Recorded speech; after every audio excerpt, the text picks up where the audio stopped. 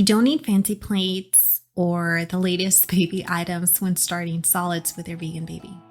You just need the right tools and feeding approach to set yourself and your baby up for success. I'm Carla Moreno Bryce, a vegan, mom, and registered dietitian, and your host of the Vegan Kids Nutrition Podcast. All information provided in this podcast is intended to be used for nutritional educational purposes only. Please consult with a licensed professional prior to beginning or modifying your diet or making changes to the diet of a child in your care. All right, let's get started. When my daughter was about to start solids, I was incredibly excited. I was so ready to start feeding my daughter. I looked forward to preparing her food. I researched the best high chair and bought it months before she was even ready to start solids, and even looked for bibs that can easily take on the mess she would make. As a dietitian and one who was already guiding parents on baby led weaning, I couldn't wait to get started with my daughter. But there was just one problem. At 5.5 months, my daughter wasn't ready. And waiting for another day to pass by, hoping she was ready to independently sit on her high chair, wasn't something I had the patience for. For someone who is naturally a patient person, the sense of urgency was quite honestly unexpected and surprising, to say the least. Imagine anxiously waiting at the airport to pick your loved one who you haven't seen in months, only to find yourself constantly looking at your time, wondering when they'll enter the waiting area. Maybe that's a bad analogy, but I hope you get the idea of just how difficult it was for me to patiently wait for my daughter to be ready to start solids. And that's what I want to share with you today. In today's episode, I want to share with you the 5 most critical things you need to successfully set you and your baby up for success in starting solids, specifically if your vegan baby is starting with baby led weaning. Now, before we get started, I want to address some things so that we are all on the same page here. While you may already know that you want to raise your baby on a vegan diet, many continue to question and even discourage such a diet for an infant. The truth is, you can wean your baby on a vegan diet, and it's perfectly safe and healthy to do so, just as long as key nutrients are offered in their diet so that they can grow and develop adequately. All right, so the first critical thing to have when starting solids with your baby is patience. I know that this may not be what you expected to hear, and it also isn't so much of a materialistic item to have for a baby, but rather it's an internal acknowledgement within yourself. And part of why patience is so important during the early stages of feeding is because learning to eat solid foods takes time. Your baby learned to reach for things on their own. They learn to roll over from their back onto their belly on their own. They learn to crawl on their own time without us intervening or hopefully not manually taking their arms and showing them how to do it. It's the same with eating solids. Your baby will show signs of readiness, like sitting upright on their own without any assistance, when they are ready to learn this new skill. Eating is a new skill they come to learn and can master, just like rolling over and crawling. And it takes time.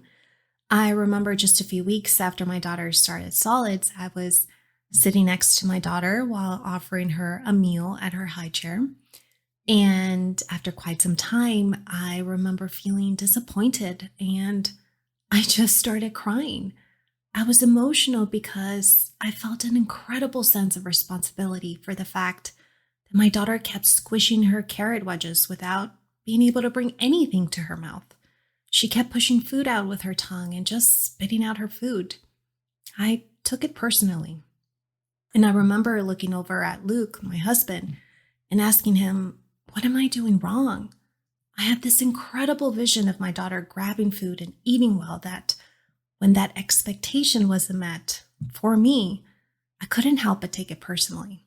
I just forgot to be patient with my daughter, to understand that she was learning about how to grab, hold, and bring food to her mouth. Mastering all of these incredible movements just require time.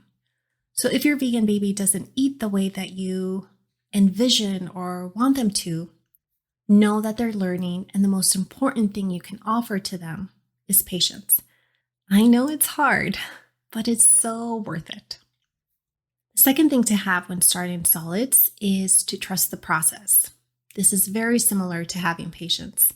So much of the time I hear from vegan parents that their vegan baby doesn't like zucchini, or that they spit it out and immediately come to believe that the baby must simply not like this plant food, or that their vegan baby can't actually handle solid foods and question whether going back to purees is best. And I can certainly understand that rationale, but a baby spitting out food communicates to us so much more than that. It's a baby's way of saying, I'm not sure about this texture. This is different. And in fact, it is, because they're so used to swallowing breast milk or infant formula, which doesn't require any chewing. So yes, it's expected for your vegan baby to make some efforts with solid foods because this is all new to them. But just because they seem like they can't handle certain plant food doesn't mean that they don't like that food. They don't know whether they like it or not. This is just the first time they've been introduced to this new food, new flavor. So trust the process, and more specifically, the process of learning how to eat.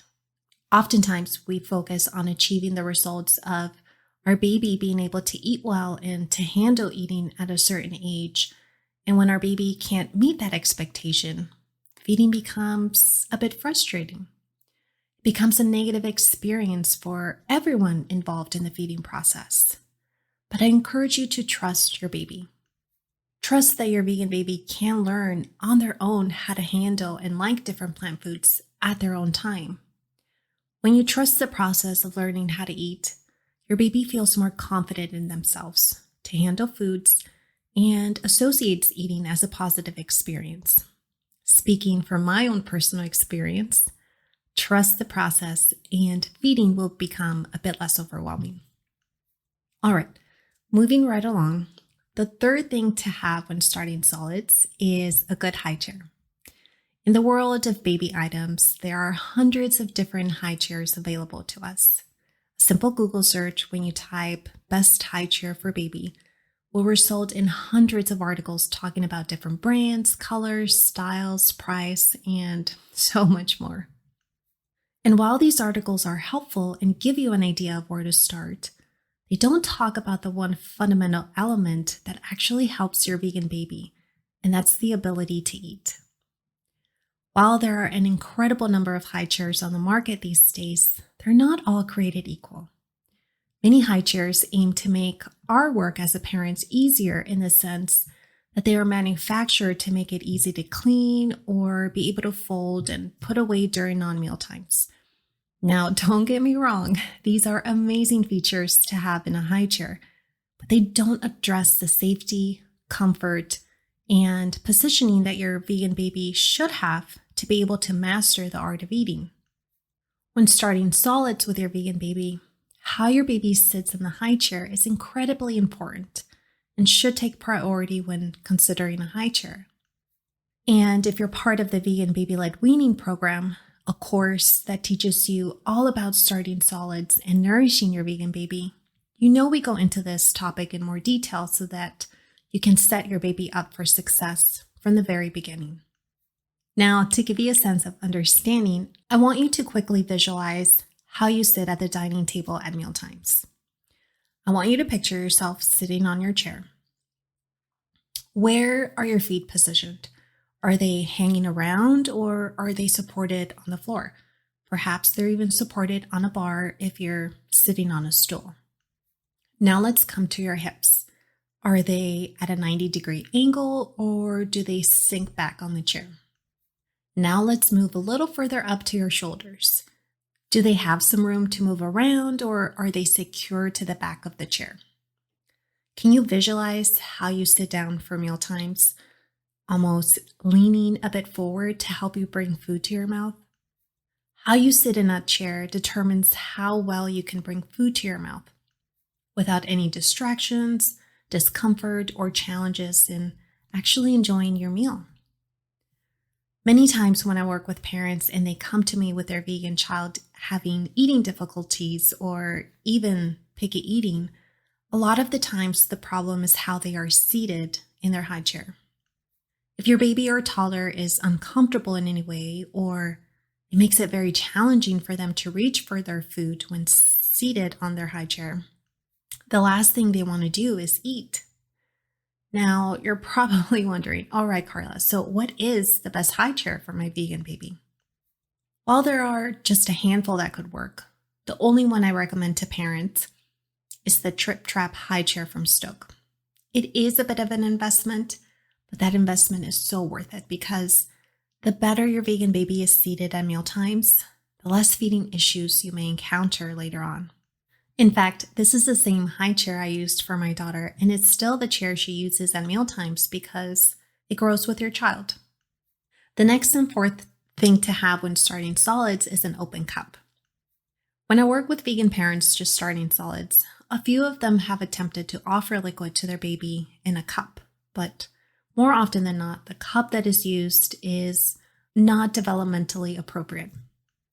Your baby can begin to drink from an open cup at the time they start solids, which for most babies, that's at 6 months of age.